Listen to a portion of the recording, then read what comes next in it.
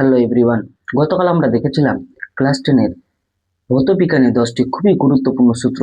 আজকে সেই 10টি সূত্রের মধ্যে 4টি সূত্র আমরা আলোচনা করব উদাহরণ সহ। এই 4টি সূত্রের মধ্যে আমাদের যে প্রথম সূত্রটি হবে সেটা হবে আলো থেকে mu equal to sine i by sine আর।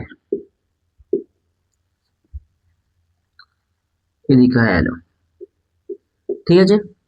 এই ছিল mu equal to sine i by sine r. এখানে আমাদের কিছু বলবো না, শুধু আই আর আর এর মানটা দেওয়া থাকবে। যেমন তোমাকে বলে দিবে আই ইকুয়াল টু 30 ডিগ্রি এবং আরও তোমাকে 30 ডিগ্রি দিয়ে দিল। এখন তোমাদেরকে জানতে হবে সাইন 30-এর মান কত। এটা তোমাদের অঙ্কের ত্রিকোণমিতিতে দেওয়া আছে।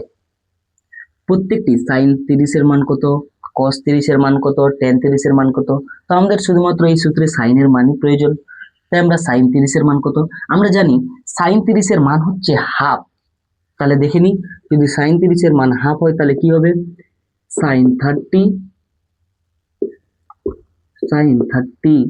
By sine 30।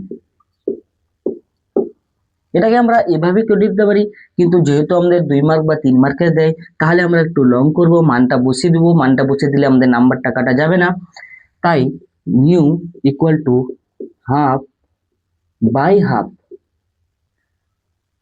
আমি বুঝতে পারি না যে আমার এটা এদিকে কেন হয়ে যায় শুধু। তো এরকমই হবে, mu equal to half by half. এটাকে আমরা যদি এরকম লিখি, হাফ ইন্টু 2/1, মানে এটা ভাগাকারে ছিল, এখানে উঠবে তো গুণাকারে হয়ে যাবে, তাহলে এটা উল্টে যাবে, তাহলে 2 2 কেটে যাবে। মিউ এর মানটা কত হবে, মিউ এর মান হবে 1। ঠিক আছে, খুবই সহজ ভাষায় এইভাবেই হবে। যদি এখানে সাইন 45 দেওয়া থাকতো তাহলে আলাদা মান হতো, সাইন 60 ডিগ্রি দেওয়া থাকলে আলাদা মান হতো। ঠিক আছে, তাহলে আমাকে সাইনের মানগুলো প্রথমে মুখস্থ করে নিতে হবে।